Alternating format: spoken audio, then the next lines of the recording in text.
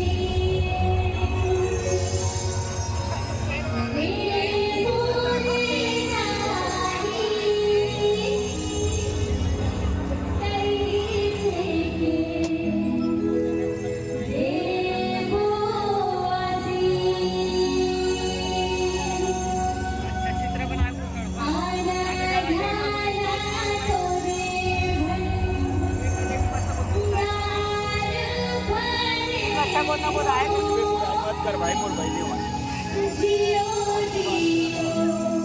पर आए मत कर